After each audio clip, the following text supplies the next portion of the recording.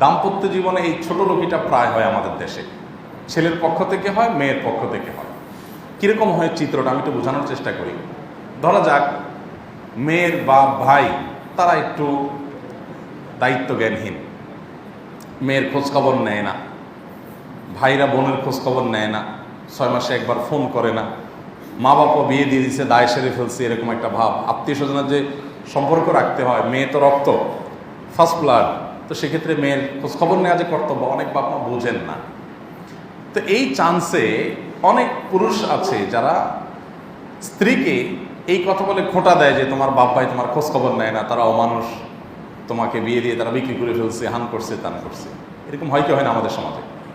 প্রায় সংসারে এটা হয়। এই কাজটা খুবই গর্হিত এবং অন্যায় একটা কাজ। কারণ কোনো মেয়ের যদি তার বাপ ভাই, তার ফার্স্ট ব্লাডের লোকেরা যদি তার খোঁজখবর না নেয়, তাহলে সেক্ষেত্রে আপনার কি সমস্যা? আপনার কোথায়? আপনি স্বামী, আপনার অসুবিধাটা কোথায়? তার বাপ মা খবর নেয় না, এটা তো তার ব্যাপার। আপনার তো এখানে কোনো অসুবিধা হওয়ার কথা না। দুঃখ থাকলে তার থাকবে, অভিযোগ থাকলে তার থাকবে, আপনি কেন এটা নিয়ে মাথা কামাচ্ছেন? এটার নাম ছোট লোকই। এটা হলো মেয়েকে অহেতুক বিরক্ত করা। একই কথা মেয়ের পক্ষ থেকেও হয়। ছেলেকে বলে হ্যাঁ তোমার ভাই তাদের জন্য অনেক কিছু করলো, তারা তোমার জন্য কি করলো? এটা তো কমন একটা আইটেম আমাদের দেশে। মহিলারা এটা বলে, আরে বাবা আমি অনেক কিছু করছি, আমার বাপ ভাই তারা নিমুখ হারামি করছে, আমার পাল্টা কিছু করে না আমার জন্য, এটা আমার সমস্যা, তোমার কেন সমস্যা হচ্ছে? আমরা দাম্পত্য জীবনে টেনে টেনে ঝগড়া করি, আইটেম বাইর করি ঝগড়া অহেতুক।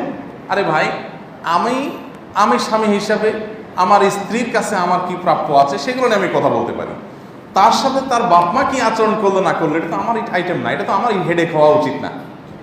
আমাদের দেশে ওই যে যৌতুকের মানসিকতা, তো এই জন্য শ্বশুরবাড়ির কাছ থেকে শুধুমাত্র যৌতুকই আশা করে না, ওই বউয়ের সাথে ভালো আচরণ করলো কিনা হে আশাও করে। এটা কাইন্ড অফ যৌতুক। তা না হলে আমার বাপ মা আমার খোঁজখবর নিল না, আমার বায়ু, এটা তোমার মাথা ব্যথা করার দরকার কি? বেশিরভাগ মানুষই এই অহেতুক বিষয় নিয়ে ঝগড়াঝাটি করেন। এগুলো ছোট লোকের রীতিমতো, এগুলো করা উচিত না। বরং আমি তো উল্টা বলবো, একজন মেয়ে মানুষ তার বাবার বাড়ি থেকে খোঁজখবর নেয় না, তার ভাইরা খোঁজখবর নেয় না, বা তার প্রতি অবিচার করে বা তাকে ইগনোর করে, তাহলে মেয়েটার তো মন খারাপ নিশ্চয়ই, সে তো সুখে নাই, কারণ তার বাপ ভাই তার খবর নিচ্ছে না, তার কাছে তো কষ্ট হচ্ছে।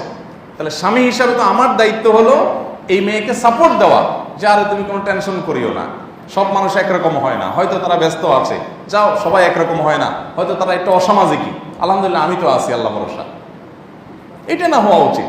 একই কথা মেয়েদের বেলায়, কোনো স্বামী তার বাপ ভাইয়ের জন্য অনেক কিছু করছে, এখন বাপ ভাই তার অবদান স্বীকার করে না, তো স্ত্রীর তো উচিত স্বামীকে সান্ত্বনা দেওয়া, যে বাদ দাও, তারা স্বীকার না করলে কি হয়েছে, আল্লাহ দেখছে না, আল্লাহ তোমার উত্তম বিনিময় দিবে, তুমি টেনশন করিও না, মন খারাপ করিও না। এটা না হওয়া দরকার।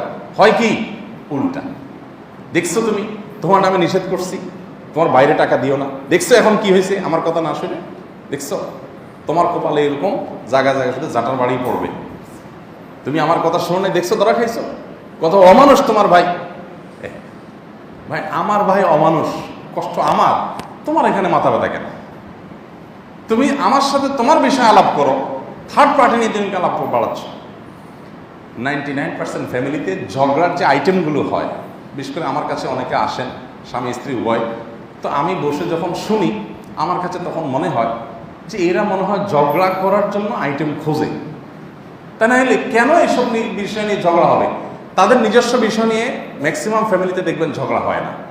ঝগড়া হয় কি নিয়ে? ছেলেকে বলবে তোমার মা এটা কেন বলবো, মেয়েকে বলবে তোমার মা কেন আমাকে এটা করলো না। দেখেন আরেকজনকে নিয়ে সব, নিজেদের মধ্যে বোঝাপড়া নিয়ে খুব একটা ঝামেলা এত বেশি হয় না, বেশিরভাগ হয় এই তৃতীয় পক্ষ।